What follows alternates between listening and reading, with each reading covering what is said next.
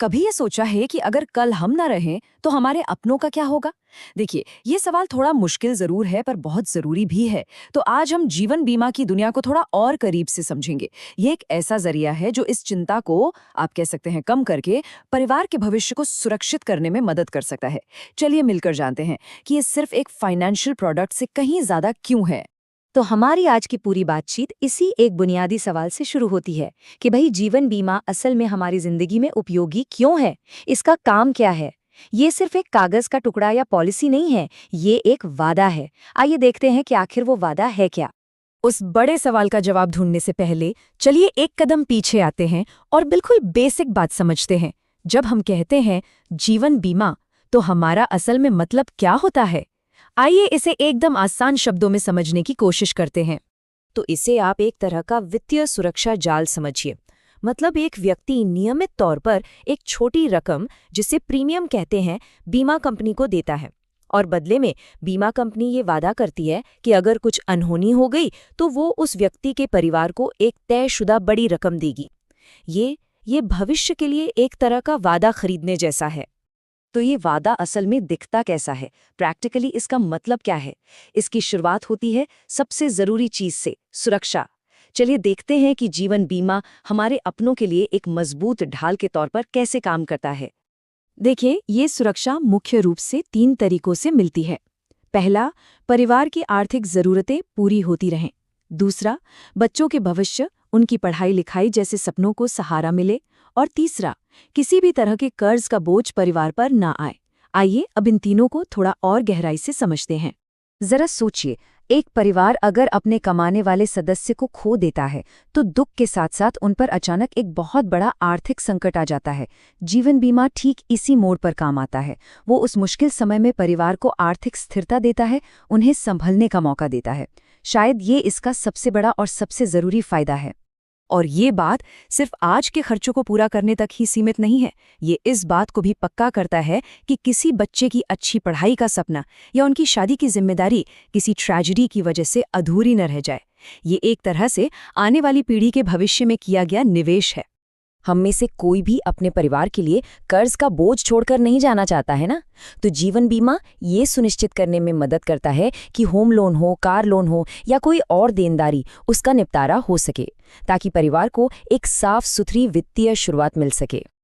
लेकिन एक मिनट रुकिए, क्या जीवन बीमा सिर्फ बुरे वक्त की तैयारी के बारे में ही है, या क्या ये एक बेहतर भविष्य बनाने में भी हमारी मदद कर सकता है? चलिए अब इसके दूसरे पहलू को देखते हैं कि ये एक मजबूत बचत के साधन के तौर पर कैसे काम करता है। हाँ, तो ये भी इसका एक बहुत अच्छा पहलू है। नियमित प्रीमियम चुकाने का जो अनुशासन होता है ना, वो हमें लगातार बचत करने के लिए एक तरह से मजबूर करता है। और वक्त के साथ ये छोटी छोटी बचत मिलके एक बड़ी रकम बन जाती है, जिसे हम अपने जीवन में ही बड़े लक्ष्यों को पूरा करने के लिए इस्तेमाल कर सकते हैं। अब आते हैं उस फायदे पर जिसे शायद पैसों में नहीं तौला जा सकता, और वो है मानसिक शांति, सुकून। चलिए अब यह समझते हैं कि कैसे ये वित्तीय सुरक्षा एक बहुत ही कीमती भावनात्मक स्थिरता में बदल जाती है। ये दोनों चीजें आप देखिए एक दूसरे से कितनी गहराई से जुड़ी हुई हैं। जब किसी को ये पता होता है कि किसी इमरजेंसी जैसे बीमारी या दुर्घटना के लिए एक वित्तीय सहारा मौजूद है, तो चिंता का एक बहुत बड़ा बोझ सिर से उतर जाता है। और इसी एहसास से मिलती है मानसिक शांति कि चलो हर स्थिति के लिए तैयारी है। देखिए, जिंदगी हमेशा हमारे बनाए प्लान के हिसाब से तो नहीं चलती। कभी कोई गंभीर बीमारी या कोई दुर्घटना अपने साथ बड़े बड़े मेडिकल बिल और कमाई का नुकसान भी लाती है। तो कई जीवन बीमा पॉलिसियां ठीक ऐसे ही पलों में वित्तीय सहायता देती है, ताकि सेहत का संकट आर्थिक संकट ना बन पाए। और ये एक लाइन ये शायद सब कुछ कह देती है। वो संतोष, वो तसल्ली कि हमारे बाद भी हमारे अपनों का ख्याल रखा जाएगा, उनकी ज़रूरतें पूरी होती रहेंगी। सच कहूं तो ये एक ऐसा तोहफा है जिसकी कोई कीमत नहीं लगाई जा सकती। तो अब तक हमने क्या समझा? हमने देखा कि जीवन बीमा एक ढाल भी है, एक बचत का जरिया भी है और मन की शांति का स्रोत भी। अब चलिए इन सभी बातों को एक साथ जोड़कर पूरी तस्वीर को समझने की कोशिश करते हैं। तो कुल मिलाकर बात यह है कि जीवन बीमा एक सिक्के के 2 पहलुओं की तरह है। एक तरफ ये वो ढाल है जो परिवार को किसी अनहोनी से बचाती है, और दूसरी तरफ ये एक निवेश है जो भविष्य के लक्ष्यों को हासिल करने में मदद करता है। ये सुरक्षा और अवसर का आप कह सकते हैं एक बहुत ही अनूठा मेल है। सबसे पहले हम बचत को ठीक से समझेंगे, उसकी परिभाषा क्या है। फिर ये जानना बहुत जरूरी है कि आखिर ये इतनी जरूरी क्यों है। इसके बाद हम बचत के 2 मुख्य रास्तों पर नजर डालेंगे, उन साधनों को देखेंगे जो इसमें मदद करते हैं, और अंत में ये सब मिलकर किसी की आर्थिक कहानी को कैसे एक नई शक्ल देते हैं। जिंदगी में कब क्या हो जाए कोई नहीं जानता, है ना। सोचिए, एकदम से कोई बड़ी बीमारी आ जाए या अचानक नौकरी चली जाए। यही वो पल होते हैं जहां हमारी कहानी में एक अनचाहा मोड़ आता है, और बचत असल में हमें इन्हीं मोड़ों के लिए तैयार करती है। तो ठीक है, किसी भी अच्छी कहानी की तरह शुरुआत करते हैं इसकी परिभाषा से। आखिर ये बचत है क्या? देखिए, सीधी सी बात है, बचत हमारी आमदनी का वो हिस्सा है जो हम आज की जरूरतों पर खर्च नहीं करते, बल्कि उसे भविष्य के लिए सोच समझकर सुरक्षित रख देते हैं। मतलब ये एक सोचा समझा फैसला है। जैसे अगर किसी की कमाई 100 रुपए है और वो उसमें से 10 रुपए भविष्य के लिए अलग रख दे, तो समझिए उसने अपनी आर्थिक कहानी का पहला वाक्य लिख दिया। अब सवाल उठता है कि ये करना इतना जरूरी क्यों है? असल में ये सिर्फ पैसे जमा करना नहीं है, ये उस कहानी को लिखने के बारे में है जिसे हम सभी जीना चाहते हैं, एक सुरक्षित और स्थिर कहानी। देखिए, बचत की जो ताकत है ना, वो कई तरह से सामने आती है। सबसे पहले तो भविष्य की सुरक्षा, मतलब ये तसल्ली कि रिटायरमेंट के बाद भी आराम से जिंदगी गुजरेगी। फिर है इमरजेंसी में सहारा, कोई अचानक आई बीमारी या दुर्घटना पूरी आर्थिक योजना को बिगाड़ नहीं पाएगी। ये एक स्थिरता लाती है। घर बनाना हो, बच्चों की पढ़ाई हो या शादी, इन जैसे बड़े लक्ष्यों के लिए भी यही बचत नींव का काम करती है। और इन सबसे बढ़कर मिलता है मन का सुकून। हर बचत समझिए एक नया अध्याय है जो स्थिरता और नियंत्रण लाता है। और ये बात कितनी सही है ना, ये सिर्फ एक फाइनेंशियल स्टेटमेंट नहीं है, ये एक इमोशनल स्टेटमेंट है। वो जो एक मन की शांति मिलती है ना, ये जानकर कि एक सहारा है, एक सुरक्षा कवच है, उसकी कोई कीमत नहीं है। तो ये आर्थिक कहानी लिखी कैसे जाती है? क्या इसका कोई एक ही तरीका है? नहीं, असल में इसके 2 अलग अलग रास्ते हैं, एक सीधा और साफ और दूसरा थोड़ा खोजने वाला। इसे ऐसे समझिए, एक है प्रत्यक्ष बचत। ये तो सीधा सीधा अपनी कहानी में एक नई लाइन लिखने जैसा है। मतलब हर महीने सैलरी का एक हिस्सा निकालकर बैंक में या इंश्योरेंस में डाल दिया। दूसरी है अप्रत्यक्ष बचत। ये अपने बजट की लाइनों के बीच छुपी हुई बचत को ढूंढ निकालने जैसा है, जैसे बिजली बचाना, पानी की बर्बादी रोकना या फिर घर पर ही सब्जियां उगा लेना। ये छोटी छोटी आदतें हैं, लेकिन महीने के अंत में ये एक बड़ा फर्क ला सकती हैं। अच्छा, तो अब जब रास्ते पता चल गए हैं, तो उन औज़ारों की बात करते हैं जिनकी मदद से ये कहानी लिखी जाएगी। तो देखिए, बचत शुरू करने के कई तरीके हैं, और हर तरीका समझिए एक अलग तरह की कलम है कहानी लिखने के लिए। बैंक का सेविंग्स अकाउंट सबसे आसान है। पोस्ट ऑफिस की स्कीमें भी एक अच्छा विकल्प हैं। जीवन बीमा यानी लाइफ इंश्योरेंस, ये सिर्फ बचत नहीं बल्कि परिवार के लिए सुरक्षा भी है। फिक्स डिपॉजिट में थोड़ा ज़्यादा ब्याज मिल सकता है, और सोना या दूसरी संपत्तियों में निवेश करना भी एक तरीका है अपनी बचत को महंगाई से बचाने का। तो अब देखिए, जब ये सारे छोटे छोटे हिस्से, ये परिभाषा, ये वजह, ये रास्ते और ये साधन सब एक साथ मिलते हैं, तो किसी की पूरी आर्थिक कहानी शक्ल लेती है। तो बात साफ है, नियमित रूप से की गई बचत किसी भी व्यक्ति या परिवार की आर्थिक जिंदगी का, कह सकते हैं, एक बुनियादी हिस्सा है। यही वो नींव है जिस पर सुरक्षा, स्थिरता और बड़े बड़े सपनों की इमारत खड़ी होती है। आपको भी कभी ऐसा लगता है कि घर के काम एक ऐसी जंग है जो कभी खत्म ही नहीं होती? आज हम गृह विज्ञान यानी होम साइंस के एक बहुत ही मजेदार सिद्धांत को समझने वाले हैं, कार्य सरलीकरण। ये एक ऐसा साइंटिफिक तरीका है जिससे हमारे रोजमर्रा के घरेलू कामों को बहुत आसान और कुशल बनाया जा सकता है। तो इस सफर में हम 5 कदम उठाने वाले हैं। पहले हम अव्यवस्था से व्यवस्था की ओर चलेंगे, फिर काम करने की कुछ स्मार्ट तकनीकें सीखेंगे, सही औजारों और वर्क स्पेस की बात करेंगे, अच्छी आदतें अपनाएंगे और आखिर में देखेंगे कि इन सब से हमें समय, ऊर्जा और मन की शांति कैसे मिलती है। तो चलिए पहले कदम से शुरू करते हैं। किसी भी प्रॉब्लम को सॉल्व करने के लिए पहले उसे समझना बहुत जरूरी है, और घर के कामों की जो सबसे बड़ी प्रॉब्लम है वो है अव्यवस्था। मतलब केओस। खाना बनाना, सफाई करना, कपड़े धोना, लिस्ट तो बस चलती ही जाती है ना? अक्सर ऐसा महसूस होता है कि ये काम एक ऐसी लड़ाई है जो कभी खत्म ही नहीं होगी। और इस वजह से जो थकान होती है और जो समय बर्बाद होता है वो हम सबने महसूस किया है। और बस यहीं पर एंट्री होती है कार्य सरलीकरण की। ये एक बहुत ही पावरफुल सॉल्यूशन है। अगर सीधे सीधे कहें तो ये कम से कम टाइम, कम से कम मेहनत और कम से कम एनर्जी में ज़्यादा से ज़्यादा काम निपटाने का साइंस है। तो सवाल यह है कि इस अव्यवस्था से निपटे कैसे? इसका जवाब पता है कहाँ छिपा है? हमारी सोच और हमारे काम करने के तरीके में। चलिए कुछ ऐसी ही स्मार्ट तकनीकों को समझते हैं जो सच में सब कुछ बदल सकती हैं। पहली तकनीक है कार्य विश्लेषण। इसमें किसी भी काम को छोटे छोटे हिस्सों में बांट दिया जाता है। जैसे खाना बनाने की प्रोसेस को ही ले लीजिए। सब्जी काटना, मसाले तैयार करना, फिर उसे पकाना। जब हम हर हिस्से को ध्यान से देखते हैं तो पता चलता है कि कौन सा स्टेप वाकई जरूरी है और कौन सा फालतू है जिसे हम हटा सकते हैं।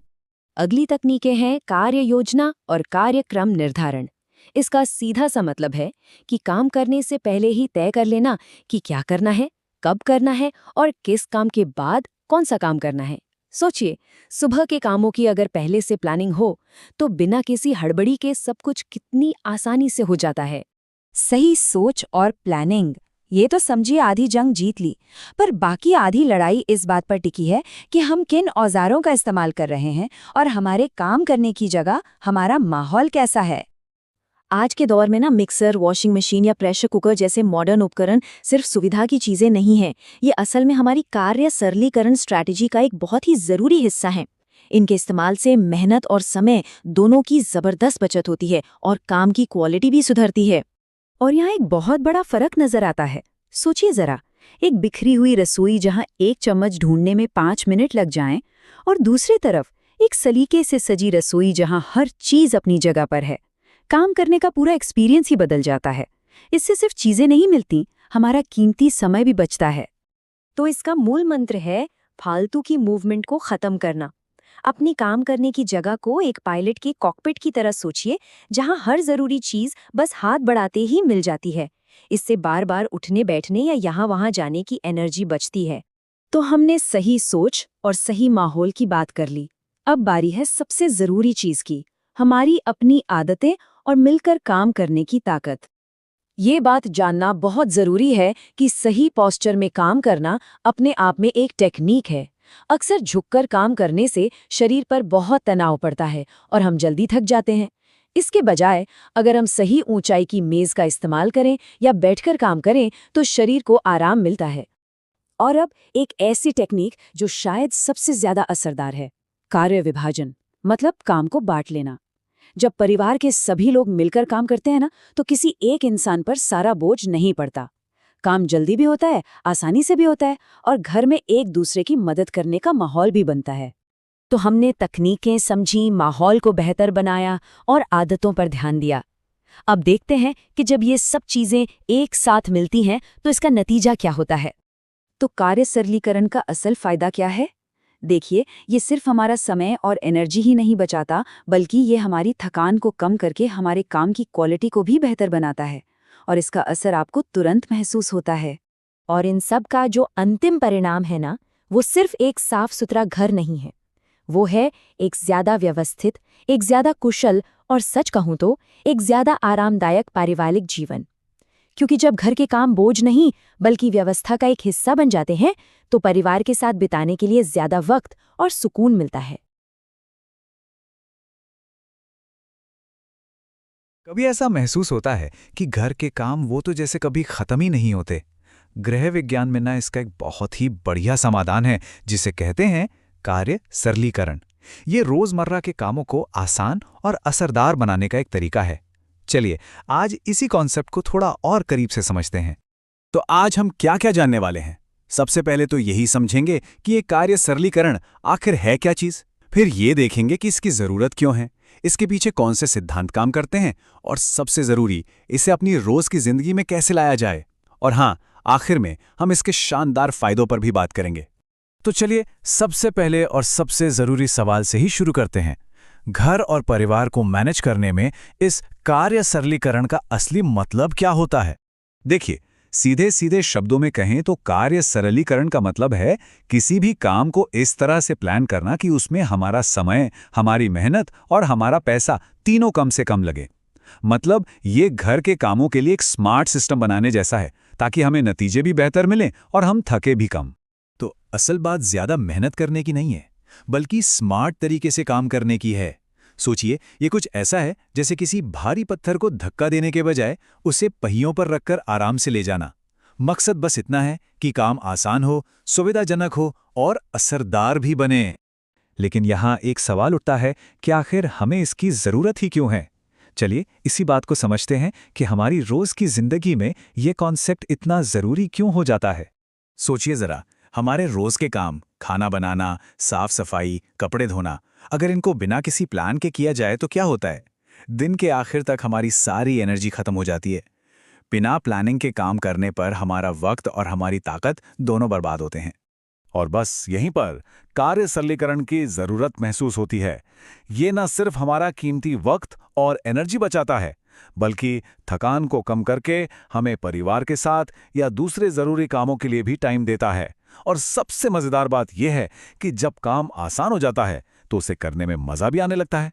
ठीक है, तो अब ये तो साफ हो गया कि ये जरूरी क्यों है। पर अब अगला सवाल ये है कि इसे करें कैसे? आइए अब हम कार्य सरलीकरण के उन 5 मुख्य सिद्धांतों को समझते हैं जो इस पूरी प्रक्रिया की नींव हैं। देखिए, ये 5 सिद्धांत एक तरह से एक बेहतरीन रोड मैप है। सबसे पहला, एक प्रॉपर प्लान बनाना। फिर सही टूल्स का इस्तेमाल, मतलब मिक्सर, वॉशिंग मशीन जैसे उपकरण जो हमारा काम आधा कर देते हैं। इसके बाद आता है कामों को एक सही सीक्वेंस में करना ताकि वक्त बर्बाद ना हो। चौथा सिद्धांत है काम को बांटना, यानी घर के सभी सदस्य मिलकर जिम्मेदारियां उठाएं। और आखिर में जो बहुत जरूरी है, काम करते हुए अपने बॉडी पोस्चर का ध्यान रखना ताकि शरीर पर बेवजह का जोर ना पड़े। सिद्धांत जान लेना एक बात है, पर उन्हें अपनी रोज की जिंदगी में अपनाना वो असली काम है। तो चलिए अब उन प्रैक्टिकल तरीकों पर बात करते हैं जिनसे ये आदत हमारे रूटीन का हिस्सा बन सकती है। देखिए, कार्य सरलीकरण एक आदत है और कोई भी आदत धीरे धीरे ही बनती है। इसकी शुरुआत होती है इसके फायदों को समझने और समझाने से। फिर आता है परिवार का साथ, टाइम का सही मैनेजमेंट, काम को थोड़ा मजेदार बनाना और हाँ, अपने ही एक्सपीरियंस से लगातार सीखते रहना। ये सब मिलकर इस आदत को पक्का कर देते हैं। इसका सबसे बढ़िया और सीधा साधा उदाहरण तो हमारे घर में ही मौजूद है, हमारे मॉडर्न उपकरण। जरा सोचिए, एक वक्त था जब हाथ से कपड़े धोने में घंटों लग जाते थे और अब वॉशिंग मशीन वही काम कुछ ही मिनटों में कर देती हैं। ये जो बदलाव है ना, यही तो है कार्य सरलीकरण का जीता जागता सबूत। तो अब तक हमने ये समझ लिया है कि कार्य सरलीकरण क्या है और इसे कैसे करना है। तो चलिए अब बात करते हैं उस चीज की जिसका हम सब इंतजार करते हैं, यानी इसके फायदों की। इस पूरी मेहनत का आखिर इनाम क्या मिलता है? तो अब आते हैं सबसे जरूरी सवाल पर। इस पूरे सिस्टमैटिक तरीके को अपनाने से हमें असल में हासिल क्या होता है? देखिए, फायदे एकदम साफ हैं। हमारा समय, हमारी मेहनत और हमारी एनर्जी तीनों बचती हैं। काम जल्दी भी होते हैं और आसानी से भी। थकान कम होती है, काम की क्वालिटी सुधरती है और सबसे बड़ी बात, घर में एक अनुशासन और व्यवस्था का माहौल बनता है जिसका असर पूरे परिवार पर पड़ता है। आखिर में एक बात बिल्कुल साफ हो जाती है, ये जो कार्य सरलीकरण है ये कोई छोटी मोटी ट्रिक नहीं है, बल्कि ये एक अच्छे और असरदार होम मैनेजमेंट का बहुत ही जरूरी हिस्सा है। ये कहानी तो हम सबकी है ना? ऑफिस का काम तो चलो खत्म हो भी गया, लेकिन घर पर वहां तो एक और सेकंड शिफ्ट इंतजार कर रही होती है। बर्तनों का ढेर, यहाँ वहां बिखरे कपड़े, लगता है जैसे ये लिस्ट तो कभी खत्म ही नहीं होगी। तो सवाल ये है कि ये थकान आती कहाँ से है? असल में ना, ये रोज के जो छोटे छोटे काम हैं, यही है असली वजह। जब इन्हें बिना किसी प्लान के किया जाता है तो ये हमारी सबसे कीमती चीजें, यानी हमारा समय और हमारी एनर्जी, दोनों को धीरे धीरे खत्म कर देते हैं। जरा सोचिए, खाना बनाना, फिर सफाई, कपड़े धोना, बच्चों का ध्यान रखना, लिस्ट तो सच में बहुत लंबी है। यही वो सारे काम हैं जो हर दिन हमारा समय और ध्यान दोनों मांगते हैं। पर एक अच्छी खबर भी है, इस चुनौती से निपटने के तरीके भी मौजूद हैं। तो फिर हमारा मकसद क्या होना चाहिए? वो है घरेलू दक्षता, सुनने में थोड़ा भारी शब्द लगता है ना? पर इसका मतलब बड़ा सीधा सा है। कम से कम समय और कम से कम मेहनत में ज़्यादा से ज़्यादा काम निपटाना। और यकीन मानिए, असली बदलाव की शुरुआत यहीं से होती है। लेकिन सवाल ये है कि ये होगा कैसे? जवाब है एक बहुत ही मजबूत पहले कदम से, और वो है प्लानिंग। जी हाँ, एक अच्छी योजना ही वो नींव है जिस पर आप अपना समय और एनर्जी बचा सकते हैं। और ये बात 100% सही है। किसी भी काम को शुरू करने से पहले बस 1 मिनट रुक कर सोचना, ये बहुत ज़रूरी है। क्योंकि बिना सोचे समझे, बिना प्लान के किसी काम में कूद पड़ना मतलब सीधी सीधी अपने समय और एनर्जी की बर्बादी करना। देखिए, एक अच्छी प्लानिंग के 3 मेन पिलर्स होते हैं। पहला, एक डेली शेड्यूल बनाइए, मतलब एक मोटा मोटा आइडिया कि कब क्या करना है। दूसरा, कामों को एक सही सीक्वेंस में रखिए ताकि एक काम दूसरे को आसान बनाए, जैसे सब्जी काटने से पहले उसे धोना, है ना? और तीसरा, पूरे प्रोसेस को जितना हो सके सिंपल बनाइए। जब ये तीनों चीजें मिल जाती हैं तो आपकी प्लानिंग एकदम असरदार हो जाती है। ठीक है, तो मान लीजिए आपकी प्लानिंग तो तैयार है। अब अगला स्टेप क्या है? अगला स्टेप है अपने वर्क स्पेस यानी काम करने की जगह पर ध्यान देना। क्योंकि पता है, जहां हम काम करते हैं वो जगह या तो हमारी सबसे अच्छी दोस्त हो सकती है या सबसे बड़ी दुश्मन। फर्क तो बिल्कुल साफ है। एक तरफ है एक बिखरी हुई किचन जहां एक चम्मच ढूंढने में ही 5 मिनट लग जाते हैं और गुस्सा आता है वो अलग, और दूसरी तरफ है एक ऑर्गेनाइज्ड किचन जहां हर चीज अपनी तय जगह पर है और एक इशारे पर मिल जाती है। इससे सिर्फ समय नहीं बचता बल्कि फ्रस्ट्रेशन भी कम होती है। अब ऑर्गेनाइजेशन के साथ साथ सही औजार मतलब सही टूल्स का होना भी तो जरूरी है। सोचिए, प्रेशर कुकर मिनटों में खाना बना देता है तो वही वॉशिंग मशीन घंटों की मेहनत बचा लेती है। ये मॉडर्न टूल्स सच में हमारे काम को बहुत आसान और तेज बना देते हैं। तो चलिए, हमने प्लानिंग की बात कर ली, टूल्स की भी बात कर ली, पर असली फर्क कौन लाता है? हम और आप, यानी इंसान।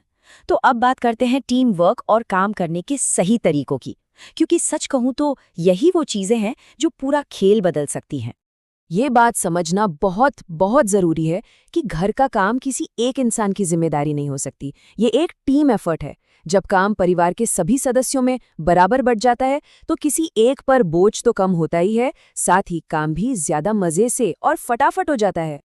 अब एक ऐसी चीज पर आते हैं जिस पर शायद हमारा ध्यान कभी नहीं जाता, हमारा पोस्चर। जी हाँ, काम करते वक्त सही तरीके से बैठना या खड़ा होना भी अपने आप में एक टूल है। जैसे खड़े होकर सब्जी काटने के बजाय बैठकर काटें तो शरीर पर कमजोर पड़ता है और एनर्जी बचती है। एक गलत पोस्चर हमें कितनी जल्दी थका सकता है, इसका हमें अंदाजा भी नहीं होता। तो ठीक है, हमने ये सारे तरीके अपना लिए, पर सवाल ये है कि इसका आखिर फायदा क्या है? देखिए, बात सिर्फ काम खत्म करने की नहीं है। असली इनाम, असली रिवॉर्ड तो वो है जो हमें इन सब के बाद मिलता है। तो हमें मिलता क्या है? हमें मिलता है ज्यादा फ्री टाइम, कम थकान और एक ऑर्गेनाइज्ड सुकून भरी जिंदगी। जब हमारा समय और हमारी एनर्जी बचती है तो हम उसे उन चीजों में लगा सकते हैं जिनसे हमें सच में खुशी मिलती है, फिर चाहे वो परिवार के साथ वक्त बिताना हो या अपनी कोई हॉबी पूरी करना हो। और आखिर में इन सभी कोशिशों का निचोड़ बस यही है, एक ऐसा पारिवारिक जीवन बनाना जो ज्यादा व्यवस्थित हो, ज्यादा सुखद हो और जिसमें तनाव कम हो। क्योंकि घरेलू दक्षता सिर्फ काम निपटाने के बारे में नहीं है, ये अपनी लाइफ की क्वालिटी को बेहतर बनाने के बारे में है। सुबह उठने से लेकर रात को सोने तक हमारी जिंदगी बिजली के उपकरणों के इर्द गिर्द ही तो घूमती है। पंखा, फ्रिज, वॉशिंग मशीन, ये सब हमारी जिंदगी को कितना आसान बनाते हैं, है ना? पर सवाल ये है कि क्या हम इस ताकत के साथ आने वाली जिम्मेदारी के लिए भी तैयार हैं? कभी सोचा है कि आपके घर की हर बत्ती, हर मशीन को चलाने वाली वो शक्ति क्या है? जाहिर है, बिजली। वो एक अनदेखी ताकत जो हमारे हर काम को मुमकिन बनाती है। और बस यहीं पर हमें एक पल रुककर सोचने की जरूरत है, क्योंकि बिजली जितनी बड़ी सुविधा है उतना ही बड़ा खतरा भी इसके साथ जुड़ा हुआ है। हमारा मकसद है इन दोनों के बीच एक सही तालमेल बिठाना। तो चलिए, सबसे पहले बिजली के इन दोनों चेहरों को समझते हैं, एक तरफ सुविधा और दूसरी तरफ खतरा। क्योंकि देखिए, किसी भी चीज से सुरक्षा का पहला कदम उसके बारे में जानना ही होता है। पंखा, हीटर, मिक्सर, फ्रिज, ये सब हमारी रोज की जिंदगी के साथी हैं। ये हमारा काम आसान करते हैं, वक्त बचाते हैं, लेकिन एक छोटी सी लापरवाही, एक सरासी चूक इन्हें एक बड़े खतरे में बदल सकती है, फिर चाहे वो आग लगने का डर हो या बिजली के झटके का। तो फिर करें क्या? चलिए, अब कुछ ऐसे आसान और ज़रूरी नियमों की बात करते हैं जो हमें और हमारे अपनों को बिजली के इन खतरों से महफूज रख सकते हैं।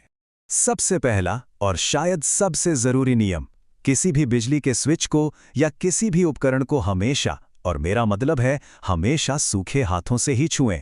ये एक गोल्डन रूल है जिसे कभी नहीं तोड़ना चाहिए। अब इसके पीछे की साइंस भी बड़ी सीधी सादी है। पानी जो है ना, वो बिजली के लिए एक सुपर हाईवे जैसा है। उसे देखकर करंट को दौड़ने के लिए रास्ता मिल जाता है, खासकर हमारे घरों में आने वाला नल का पानी। तो गीले हाथों से स्विच को छूना मतलब करंट को सीधे सीधे दावत देने जैसा है। अब इसी बात को थोड़ा और आगे बढ़ाते हैं। दूसरा नियम कहता है कि बिजली के उपकरणों को पानी और नमी वाली जगहों से दूर ही रखें।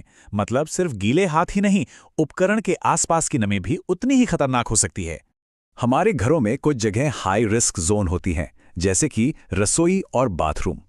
इन जगहों पर पानी का इस्तेमाल बहुत होता है, इसलिए यहां बिजली की चीजों के साथ हमें एक्स्ट्रा सावधान रहने की जरूरत है। और हां, घर के सबसे छोटे और प्यारे सदस्य, बच्चे, हमें ये याद रखना होगा कि उनकी जिज्ञासा बहुत ज्यादा होती है, लेकिन वो खतरों को नहीं समझते। इसलिए बिजली के सॉकेट, तारें और उपकरण उनकी पहुंच से दूर रखने बहुत जरूरी हैं। ठीक है, तो अभी तक हमने बात की हमारी आदतों की।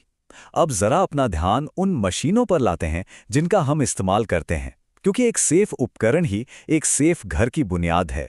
नियम नंबर 4, अगर किसी भी मशीन की तार कटी हुई, टूटी हुई या घिसी हुई नजर आए तो प्लीज उसका इस्तेमाल तुरंत बंद कर दें। वो तार एक टाइम बॉम्ब की तरह है जो कभी भी एक बड़ी मुसीबत खड़ी कर सकता है। और वजह बिल्कुल साफ है, ऐसी खराब तारों से शॉर्ट सर्किट होने का खतरा रहता है। इससे न सिर्फ आपकी कीमती मशीन खराब हो सकती है, बल्कि घर में आग लगने जैसी गंभीर घटना भी हो सकती है। देखिए, सेफ्टी का मतलब सिर्फ प्रॉब्लम होने पर उसे ठीक करना नहीं होता। सेफ्टी का असली मतलब है प्रॉब्लम को आने से रोकना। इसलिए अपने बिजली के उपकरणों की समय समय पर किसी अच्छे मैकेनिक से जांच जरूर करवाते रहें। अब बात करते हैं अर्थिंग की। यह हमारे घर का एक साइलेंट गार्डियन है, एक अनदेखा सुरक्षा कवच। अगर कभी किसी उपकरण में करंट लीक होता है तो अर्थ वायर उस खतरनाक करंट को खींचकर सुरक्षित तरीके से जमीन में भेज देता है और हमें एक बड़े झटके से बचा लेता है। ये घर के लिए एक सेफ्टी वाल्व की तरह है। चलिए, अब हम आ गए हैं अपने आखिरी सेट ऑफ रूल्स पर।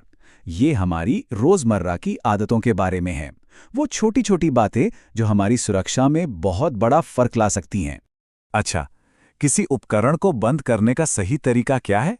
ये एक 2 स्टेप प्रोसेस है, याद रखिएगा।